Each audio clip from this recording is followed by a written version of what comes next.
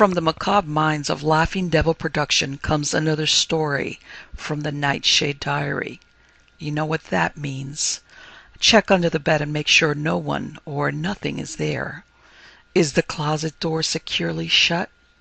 Then leave your disbelief behind, amp up your imagination, and hang on tight for another ride into terror and mystery. And like all good horror stories, just imagine it's a dark and stormy night. And remember, screaming like a little girl is permitted.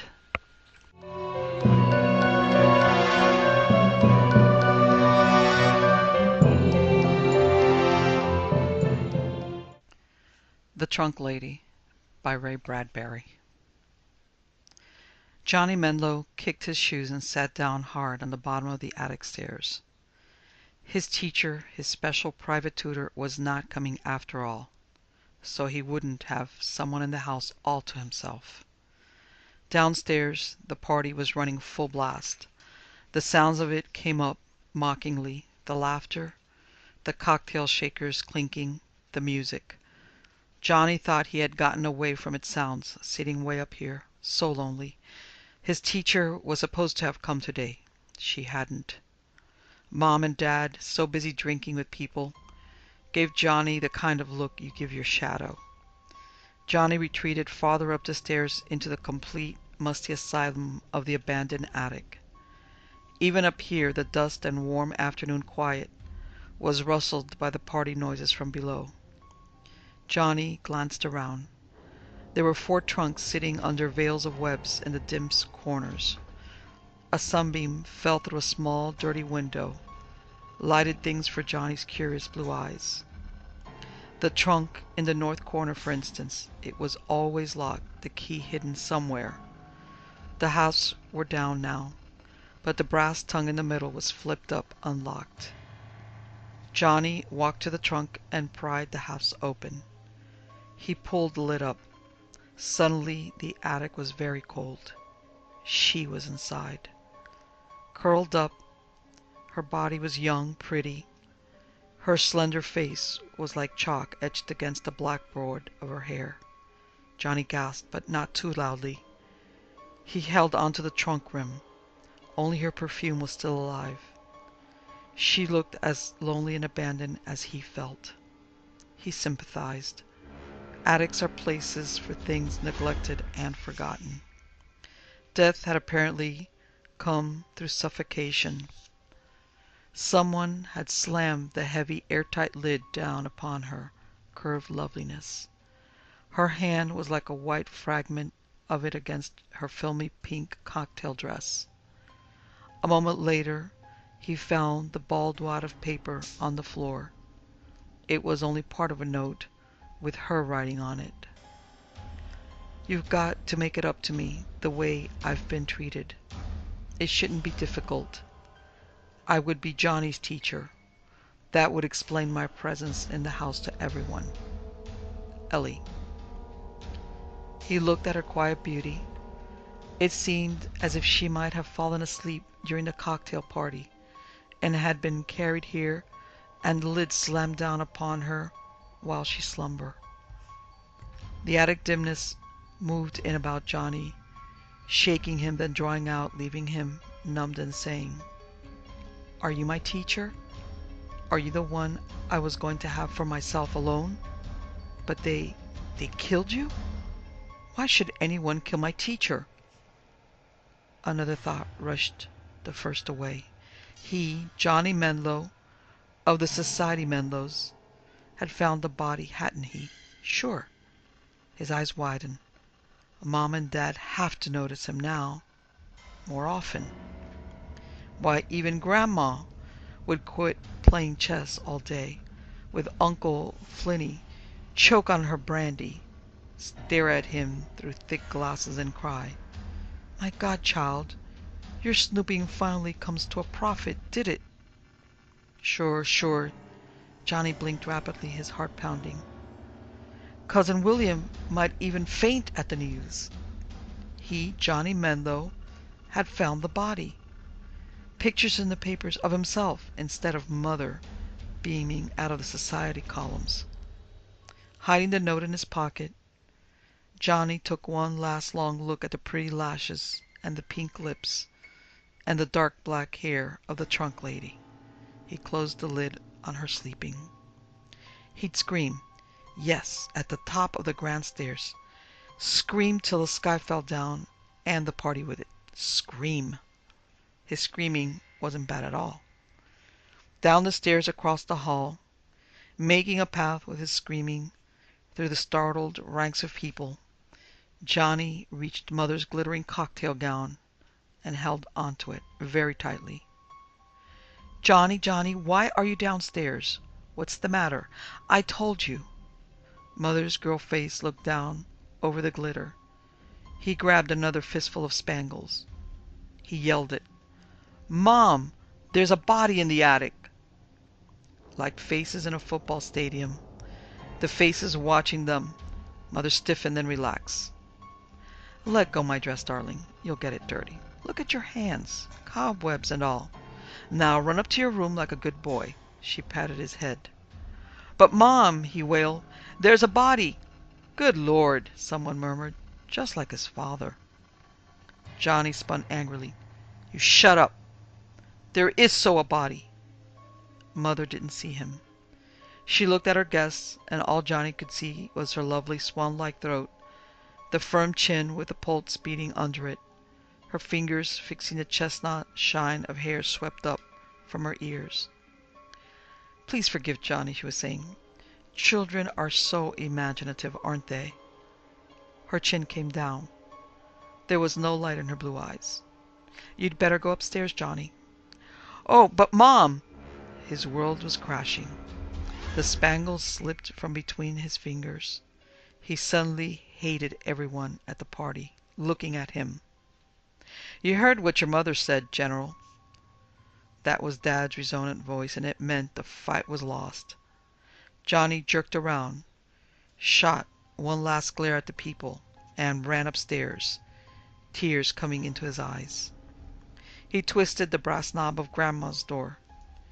She sat playing chess with Uncle Flinny before the great glaring window.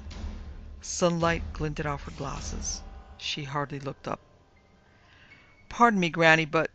She shifted her cane against her thin knee. Well? There's a body in the attic, and nobody'll believe me. Go away, Johnny. But he cried, there's a body! We know it, we know it. Now get Cousin William a bottle of cognac. Scat! Go! Johnny went and got the cognac from the wine pantry, rapped on Cousin William's door, and thought he heard indrawn breath behind the paneling. Then Cousin William whispered quickly, Who's there? Cognac. Oh, fine, fine. Cousin William's weak-chinned, rabbity face poked out, his soft hands darting after the offered liquor. Thank God. Now get away and let me get drunk. The door slammed, but before it did, Johnny got a brief glimpse of the cluttered, disorderly interior of Cousin William's designing room. The mannequins standing stiff around with brilliant silk draped cut fixed to them, watercolor sketches of capes, hats, suits, thumbtacked to the plaster walls, bright heaps of woolens, threaded spools, and all. The door cut it off, locked it in, and Cousin William was nervously tending to his cognac behind the shining knob. Johnny eyed the hall phone, his anger simmering. He thought of Mom and Dad dancing, Uncle Flinny and Grandma playing their eternal chess, Cousin William drinking, and himself a stranger in this great, old, echoing house. He snatched up the phone. That is, give me the police station. Another deep voice cut out the operators. Hang up the phone, Johnny. Hang up and go to bed. Dad's very resonant and cultured voice. Johnny hung up slowly. So this was his reward for finding a body. He sat and cried with frustration. He felt like the lady in the trunk. The lid slammed in his face by 5 people. Slammed! He was twisting in bed when Uncle Flinny softly opened the door and poked his curly, soft-haired big head into the room. His eyes were round, black, gentle, peaceful looking. He came in with slow, soft movements, sat on the edge of the chair beside the bed like a very quiet little bird. He folded his bird-like fingers. "Since you're retiring early," he said, "I thought I'd better come tell your bedtime story early too. Yes?" Johnny felt himself too old for stories. Being raised in such an adult house with few contacts with children, and having an advanced education with such mature talk and mature people around, he felt himself far above bedtime stories. But he resigned himself, sighed, and said, "Okay, Uncle Flinny, go ahead, shoot."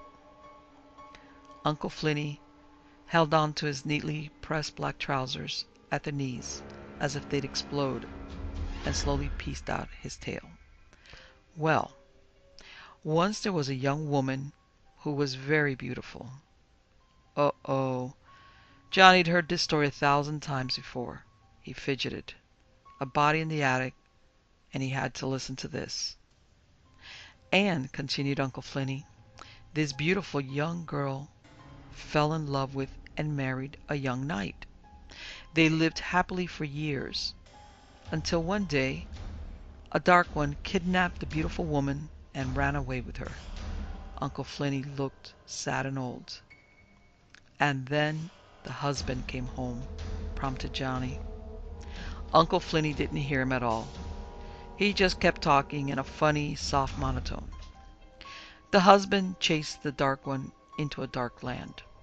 But no matter how hard he pleaded or tried to catch up with the dark one, he never could. His wife was gone forever. Forever." Uncle Flinny's breathing was uneven, harsh. His eyes glowed dark round. His lips trembled.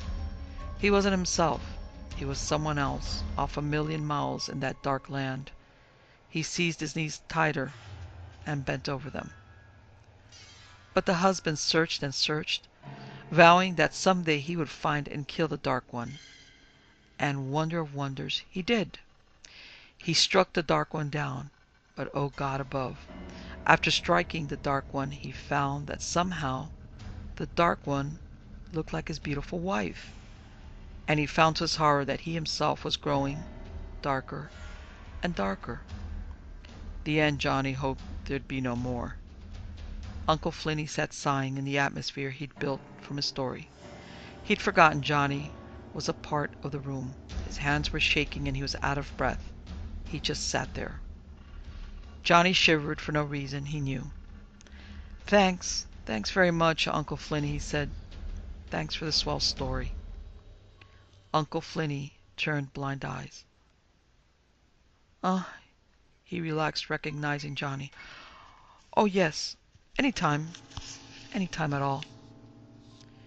"You sure get steamed up, Uncle Flinny." Uncle Flinny quietly opened the door. "Good night, Johnny." "Oh, Uncle." "Yes?" Johnny stopped himself. "Never mind." Uncle Flinny shuffled out. The door closed gently. Johnny bounced furiously on the springs. "The things I've had to do the last few days to keep this family happy. Listen to Uncle Flinny, wait on Grandma, get out of the way of Mother, obey Father, and keep Cousin William drunk. Gah!" He was tired of them all. For a change, why not some attention for himself? He could hear the partying continuing downstairs. Slipping from bed, he listened against the door. In the next hour he heard all varieties of feet upon the stairs, like heartbeats in the house. The crisp, snapping moves of Grandma and her pert cane, feeling the layers of altitude. The shuffle of Uncle Flinny. The even, long, and easy stride of Dad. The glide of Mother. The nervous, uneasy tripping of Uncle William. And there were voices, talking, some arguing, some urging, others hysterical, mixed. Dad calm, Mother criticizing. Grandma stern, Cousin William whimpering. Uncle Flinny quiet. Once or twice the attic door creaked. No one even came near Johnny's room. The party still existed downstairs, unaware of all this badinage. Night was coming swiftly on with an autumn chill. Finally it was quiet again. Johnny hurried up the dark, dusty stairs into the attic, heart beating quickly. He'd show them. The trunk was not heavy, strangely enough. One could easily tip it toward the stair, and the stairs led down to the landing. One more push from the landing, and down, down, down into the living room. Yes, they'd have to believe him now. Johnny tipped the trunk. The corpse. People were talking. Music was playing on the radio phonograph. Mom and Dad mingled with the bright swarm flames about which social moths beat their sophisticated wings. It was in the very midst of these things that Johnny's small voice made some sort of declaration from atop the hall staircase. He yelled loudly, "Mom! Dad!" Everybody turned and looked like at a reception. The woman came down the stairs. Somebody had to scream. It sounded almost like Cousin William. But everybody watched, falling back as the woman came down the stairs in a filmy cocktail dress. Well, she didn't exactly come down. She rolled. Over and over, arms limp, legs limp, hair bobbing, hair flailing in a dark whip, around and down, softly nudging the steps, jointless, boneless, and lifeless. When she reached the bottom, Johnny was right after her. "I told you, Mother! Dad, I found her again! I found her!" He'd always and forever remember Mother's face in that moment, and the way she said his name, Johnny, and the way she struck him across the face. Someone said, "Call the police." Someone else had the phone, ticking it. Dad's face was like a wet, gray clam, suddenly old and tired. Johnny fell back from Mother's blow, holding to the banister. He thought, "She's never hit me before. Never before. Always kind and good. Thoughtless at times, maybe, but she never went and hit me before today." Then it happened. Everybody began laughing. Somebody pointed at the body. Their faces got red and they laughed. Dad laughed too, with everything but his eyes. "I'll be damned," someone said. "So that's the body the child found upstairs?" "A mannequin," someone declared. "Of course. A store window dummy. Easy to see how a child might think it's a body." Again laughter. Lots of it. A mannequin. The laughter grew and grew upon itself. Johnny, trembling, crept and bent and touched the outflung hand, pulled away, touched it again, felt tremblingly the hard, cold plastic. "That's not the body," he said, looking up, bewildered. He shook his head, moving back. "That's not the body at all," he said. "The other body was different, warmish and soft. It was a real woman." "Johnny!" Dad had stopped smiling. Mother clenched a fist with white knuckles. Johnny said, "Just the same, it's not the one." He began to cry. Tears came as on the windshield of a car in a storm, erasing the world in wet portions. Just the same, she was dead and she wasn't made of plaster. The house was full of sounds late that night. People talking in locked rooms. Arguments.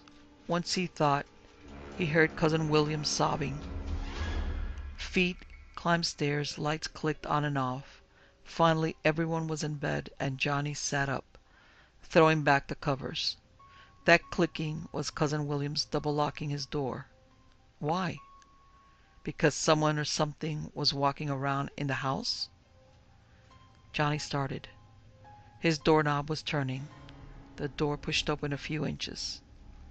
Someone was standing there in the darkness looking in. A heart is an erratic thing, like mercury. It scurries all over a person's insides. Johnny's heart was like mercury. The door remained open. The shadow remained standing in the doorway, staring, looking in. Johnny said nothing. Then very matter-of-factly the shadow withdrew, and the door closed.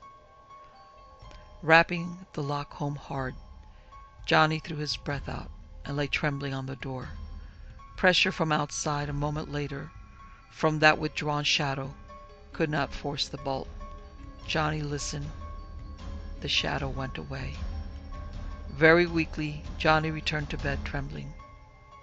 "Mom, Mom," he said to himself, "are you mad at me for making a scene before all of society? Would you kill me, Mom? Was there something about the trunk lady and Dad, something you didn't like? And did you kill her because of it? Now, when I come around in the way, what will you do to me? Oh, Mom, it can't be you." Daddy said the same way. "You made me hang up the phone. Are you afraid it will get out too? Afraid for your business, your money, your reputation at the club? Huh, Dad?" Was that you standing in the door, silent and dark, and thinking, "You've been my favorite in the family, but now today you're so quiet, and you don't even look at me"? Cousin William. He could have changed the bodies, tried to fool Johnny. He could have put one of the mannequins in the trunk instead. Was she Cousin William's girlfriend? Was she causing trouble somehow? Or was Cousin William just afraid for his reputation?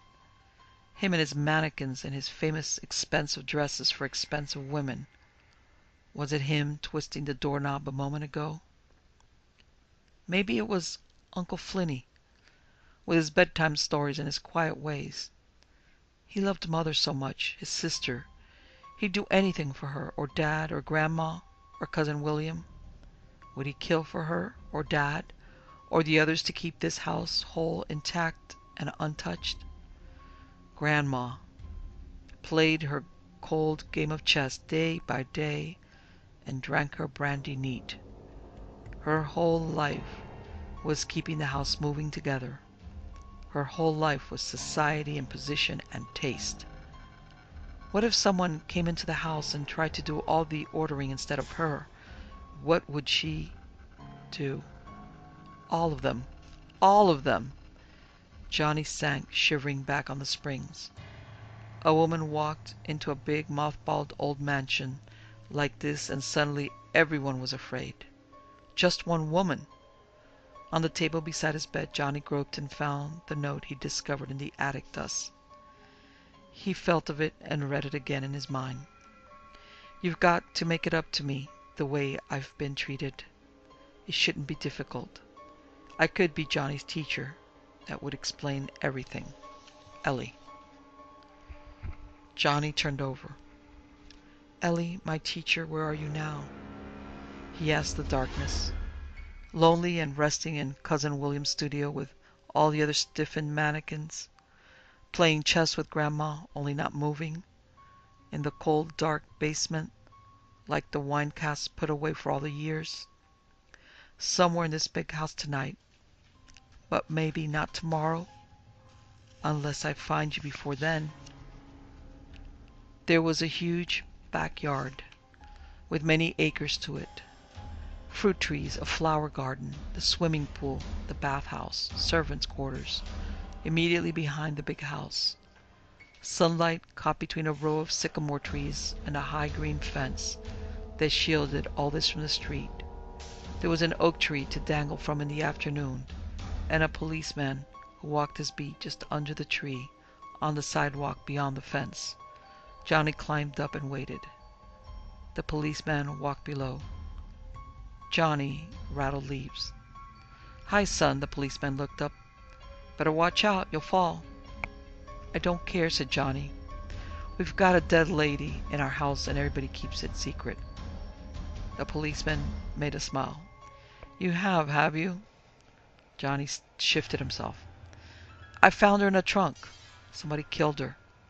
I tried to call the police last night, but Dad wouldn't let me. I tipped the trunk over, and she fell downstairs, but she turned out to be a wax doll. It wasn't the lady after all. So the policeman chuckled, enjoying it. But the other lady was real, insisted Johnny. What other lady? The first one I found. Cousin William's dress designer. He changed bodies. You should have seen everyone at the breakfast this morning, trying to be happy, like in the movies. But they can't fool me. They're not happy. Mother looks tired, and she's real touchy. I wonder how long they can go around like this without yelling. The policeman scowled. Honest to God, you sound just like my kid. Him and his Buck Rogers disintegrators and his comic books. Honest to God, it's a crime what they give the younger generation to read. Ruin their minds with it. Killing, corpses. Ah. But it's true! See you later, said the policeman, and walked on. Johnny clung there, and the tree trembled in the wind. Then he dropped down across the fence and gave chase. You got to come look. They'll take her away. If you don't, and then somebody'll never find her. The policeman was patient. Look, little boy, I can't go nowhere without no warrant. How do I know you're not lying? He was joking now. You've got to believe me. That's all. The policeman stuck out his hand. Here. Johnny took it. The policeman walked. Where are we going? Asked Johnny. To see your mother. No! Johnny squirmed frantically. That won't help. She'll hate me for it. She'll lie about it. The policeman firmly escorted him around front and thumbed the bell. First the maid and then Mother was at the door, her face pale as milk, her lips a red smear against the white. Her pompadour was a little toppled over. There were blue pouches under her suddenly dull eyes. Johnny! Better keep him inside, ma'am. The policeman touched his cap. He'll get hurt running in the street. Thank you, officer. The officer looked at her, then at Johnny. Johnny started to speak, but he could only sob. 2 tears ran down his cheeks as the door closed, shutting the officer outside. Mother didn't say anything to Johnny, not a word. She just stood there lost and white, twisting her fingers. That was all. Let's play murder. Hours later in the day, Johnny wrote it all down upon a nickel tablet of paper. Everything he knew about the trunk lady. Everything he knew about Cousin William, Mom, Dad, Uncle Flinny, Grandma. Wetting his pencil, Johnny put it out in lines like this. The lady in the trunk loved Dad. Dad killed her when she came to the house. Johnny pouted over that one. Either that or Mom killed her. Long years of viewing motion picture murders went through Johnny's mind. Then, of course, Grandma or Uncle Flinny could have killed her because their authority and security was threatened. Yeah, Johnny scribbled quick. Let's see now. And Cousin William, maybe it was his woman friend, after all. Johnny sort of hoped it was. He wasn't very partial to Cousin William. Or maybe there was something in Grandma's past, or Uncle Flinny's. Now, how about... Johnny? Grandma's voice. Johnny put away the pad. Grandma came in the door and guided Johnny out through the hall and into her room, using her cane as a nervous prod. She seated him before the chessboard and nodded at the pale pieces. Those are yours. Mine are black. She thought it over, eyes closed. Mine are always black. We can't play, Johnny announced. 2 of your black pieces are missing, he pointed. She looked. Uncle Flinny again. He's always taking some of my players. Always and forever. We'll play anyway. I'll use what I have. Move. She jabbed a skinny finger. Where's Uncle Flinny? Watering the garden. Move, she ordered. Her eyes watched his fingers in their path. She leaned forward slowly over the shining pieces. We're all good people, Johnny. We led a good life, these 20 years in this house. You've been in only part of the 20. We never asked for trouble. Don't make us any, Johnny. He sat there. A fly buzzed against the large window. Far away below, water ran from a faucet. I don't want trouble, he said. The chessboard blurred and ran away like colored water. Dad looked so white and funny at breakfast today. Why should he feel that way over a wax doll, Grandma? And Mom, she looks like she's all twisted up like a spring inside. A clock, ready to bust loose. There's no way to act over a doll, is it? Grandma deliberated over her bishop, withdrawn into herself like an old hermit crab in a shell at lace. There was no body, just your imagination. Forget it, forget it. She glared at the child as if he were responsible. Walk light from now on, Sonny. Keep quiet and keep out of the way and forget it. Someone's got to tell you these things. Don't know why it's always me, but just forget it. They played chess until twilight. Then the house got dark again too quickly. Everybody hurried through supper, and it seemed that everybody went to bed early too. Johnny listened to the hours chiming out one by one. Someone rapped on the door. Johnny said, "Who is it?" "Uncle Flinny." "What do you want, Uncle Flinny?" "Time for your bedtime story, Johnny." "Oh, well, not tonight, please, Uncle Flinny." "Yes, please. This is a very special story. A very extra special bedtime story." Johnny waited. Then, "I'm tired, Uncle Flinny. Some other time, huh? Not tonight, please." Uncle Flinny went away, and after a while the clock chimed again. It was after 10. More time. After 11. More time. Almost 12.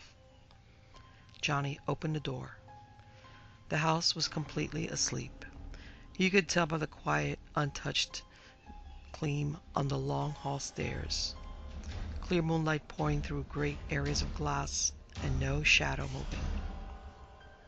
Johnny closed the door behind him. From off somewhere in a quiet land, Grandma breathed heavily in her great four-poster bed. There was a tinkling noise, very faintly, as if bottles were being cautiously rattled behind Cousin William's door. Johnny paused at the staircase. All he had to do would be return to bed and forget about it. Believe that it was all a mistake and there would be no trouble. It would be forgotten and things would take up where they'd been a few days ago. Mother would laugh at her parties. Dad would drive back and forth to the office with his thick briefcase. Grandma would sneak her brandy on the side. Cousin William would insert needles into mannequin flesh. And Uncle Flinny would go on forever retelling his feverish bedtime stories that meant nothing. Yet it was not so easy as that. Things could not go back now, only ahead. You can't forget. Dad, his only friend, was a stranger now, since the incident. Mother was worse than ever. Her eyes looked like they cried at night. Down under the glitter she had to live too.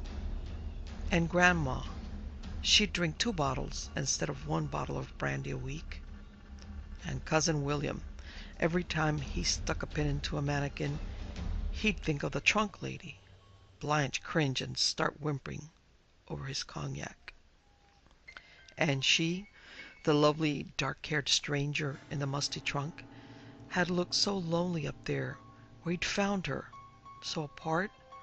There was a bond between them. She was a stranger to the house and was killed for it. Johnny was a stranger in the house now too. He wanted to find her again because of that. They were almost brother and sister. She needed finding. She needed to be remembered, not to be forgotten. Johnny went down each step with careful footing. He clung to the banister, sliding his fingers. She would not be in the attic now, nor would she be in any of the upstairs rooms. How could they sleep with her so near them? Downstairs, perhaps. Somewhere in the accumulated night of the house. Not in the servants' quarters. He had just reached the stair bottom when he heard one of the upstairs doors open very slowly and close. After that there was not a sound, but quite calmly, quietly, someone came and stood at the top of the stairs looking down. Johnny froze. He leaned against the wall like a shadow. Sweat came out on his face and trickled in the small palms of his hand. He could not see who it was. They just stood there watching, looking down, silent and waiting. Things had to go on. You can't lie in bed and forget. Johnny couldn't just forget the stranger, the trunk lady, in her lonely attitude of death. The murderer, too, could not forget easily, now that there was a small boy in the house who was too curious, too incautious. Johnny breathed very slowly. He waited a moment. Then, when he saw that the person at the top of the stairs was not coming down, he moved quickly down the hall, into the kitchen, and out the back door into the moonlit veldt of the garden. The swimming pool lay flat and shining square, with a fringe of trees beyond it, stars over it, the bathhouse near it. The low garden rose to left and right, farther down the greenhouse and the tool shed. Johnny ran. The shadows of the tool shed offered temporary haven. Looking back, he detected no movement in the house, no light. The body would most probably be in one of these outlying houses. His bed would feel nice now. The lock on the door would be nice. Johnny trembled like the water in the pool. Suddenly, he saw someone standing in the upstairs hall window. There was just a hint of a standing figure there, looking down as it had looked from the top of the stairs. Then it was gone. Now down the gravel drive on the side of the house, footsteps sounded. Someone was coming from the front of the house, around under the sycamores, someone moving in sycamore shadows, stealthy and unseen. Then very suddenly, breaking into half flight, she was there. She! Not mother, nor grandmother, but emerging half into moonlight, half in its shadow, was the trunk lady. She looked at Johnny far across the garden and said nothing. Johnny swallowed tightly and blinked. He held onto himself, his thighs, his knees with clenched fingers. He crouched and squinted and stared in raw disbelief. A night wind set the sycamore leaves to shivering. From way off an auto horn hooted like a lonely owl. She was not dead after all. The whole house had tried to fool him. This was some fantastic jest he could not understand. They were all against him. His teacher was alive. There was no murder, no death. She was here for him alone, in his hour of loneliness. She was here. He darted out into the moonlight, panting, not yelling, not laughing. He ran towards her across the grass, to the tiles of the swimming pool, across the tiles, around the pool, and toward the sycamores. She stood waiting for him, arms outstretched to take him into their soft embrace, sycamore shadows stirring over her cocktail dress, setting it into dreamy motion. He said, "Ellie, is that you?" He reached the rim of stirring shadow and screamed. The universe seemed suddenly to explode. The cocktail dress whirled madly, now toppling in a drunken insanity. The trunk lady bent, and there came a hoarse, panting sound. She was fainting. No, she was falling. A shadow hit him across the face, jarring his senses once, twice, 3 times. He fell to his knees, and before he could rise, fingers were over his face. Fingers that numbed him, gripping tight his sobbing mouth. Mother! The thought slammed him. Mother, dressed in the trunk lady's cocktail dress? Decoying him out into her arms, fooling him? Mother, don't kill me. Don't kill me, he cried. I'm sorry. I tried to bring the police. Mother, you love Father. Is that why you killed Ellie? Mother, let me go. Mother, you look so much like her, standing in the sycamore shadows. But the hands would not let him go. There was a rushing of a body against him, a series of shocks. The fingers were so strong, so much thicker than they should be. Much thicker. Johnny screamed inwardly, drawing air in an awful slobbing whistle. The house leaned over him as if to collapse and crush him in its fall. The great old sleeping house with everyone sleeping in it, unaware that the silent struggle was happening there at the flat shine of the pool. Suddenly he realized that it was not Mother, not the trunk lady. The fingers were too strong. Who is stronger than Mother? Sterner, more quick and hard? Grandmother, perhaps? The body was too hard against him. He half broke free and saw the flat of moonlight, the filmy cocktail dress lying alone sprawled, and a mannequin hand thrown out into the light. The mannequin was on the ground, dead, plastic, cold. Someone else was behind Johnny, holding, fighting. Cousin William! But there was no smell of cognac. The actions were the actions of a sober man. The breath was clean and clear and quick, almost sobbing. Father! Dad, he tried to yell. Don't! Please, don't! Then a voice was talking. Something black and small clattered on the tiles beside the swirling water. And Johnny suddenly knew. The hands were tight, the voice tighter, whispering. You hurt your mother. I didn't mean to, Johnny screamed inwardly. If it hadn't been for you, said the voice whispering, your mother would never have known about the Dark One dying. I didn't mean to find the trunk lady, cried Johnny, silently fighting. It'll kill her, the shock of it. If she dies, I won't want to live. She's all I've ever had since 20 years ago when it all happened. The voice husked on. Ellie came to the party. They tried to fool me, make out she was somebody else. But I guessed. She came upstairs in her cocktail dress, and I gave her a glass of brandy with sleeping powder in it. And I put her to gentle sleep in the old trunk. Nobody would have known if you hadn't looked. Ellie would have just disappeared forever. Only Grandma and me would know. But you're dark too. You're dark, just like Ellie, the voice whispered. Sometimes when I look at you, I see her face. So now, the Dark One, Johnny's mind spun, ached, and thrust to get free. Uncle Flinny! Uncle Flinny, he thought. Why do you call Ellie the Dark One? Why? Your bedtime stories, Uncle Flinny. For so many years you've told the same story. The same strange story about the Dark One and the beautiful woman. And now the Dark One came to be my teacher. And why did you kill her? What did she do to you? Why do you call her the Dark One? What does the bedtime story mean? I don't know.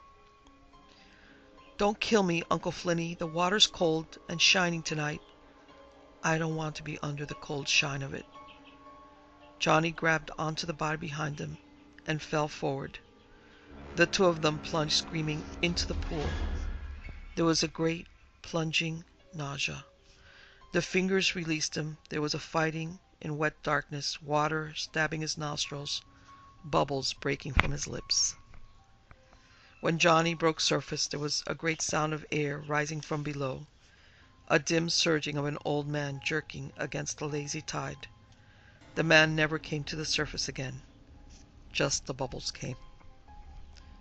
Johnny was crying, screaming to himself, as he dragged himself from the pool and saw her lying there, so lonely and tired, the mannequin in the cocktail dress. His foot knocked something dark and small rolling on the tiles. He picked it up. One of the dark chess pieces. Uncle Flinny was always stealing them. The chess set from Grandma's room. Johnny held it tight, not seeing it really, and looked at the pool with the slowly ripples in it, where Uncle Flinny slept below. It was so crazy he couldn't stand it.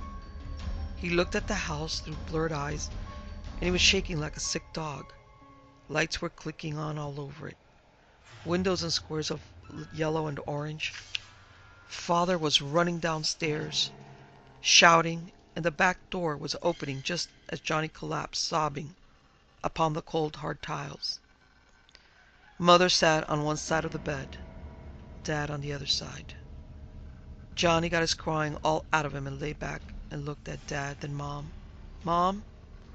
She said nothing, but smiled weakly and held onto his hand so tightly. Mom, oh Mom, Johnny said, I'm so tired, but I can't sleep. Why? Why, Dad? He looked at Dad again.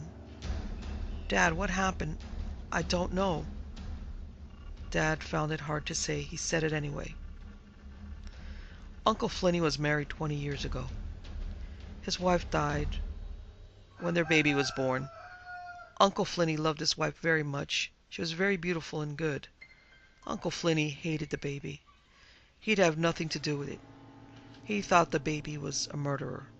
You can understand how he felt, can't you? You can understand how I'd feel if Mother died. Johnny nodded weakly, not too sure at all that he understood. Uncle Flinny put the baby in a girl's home somewhere. He wouldn't tell us where. She grew up, bitter, hating Uncle Flinny because he treated her unfairly. After all, she didn't ask to be born. You see, son, he said. Yeah, Dad. Well, just a month ago, Ellie the baby, grown up now, found out where we lived somehow. She wrote a letter. We offered her a job as your teacher, which was only right and deserving. We thought to keep it secret from your uncle. When Ellie came and went upstairs during the party, Uncle Flinny guessed who she was. Dad couldn't speak for a moment. He closed his eyes. Then, you found her in the attic. We tried to keep it quiet. We tried to make you forget. It was no use. We could never forget ourselves. It was bound to come out. There was so much at stake, though all our lives we tried to work it out quietly. Things like money and reputations and businesses and what people would say made us do it, son. And really, they're not worth a damn, son. Johnny turned his head.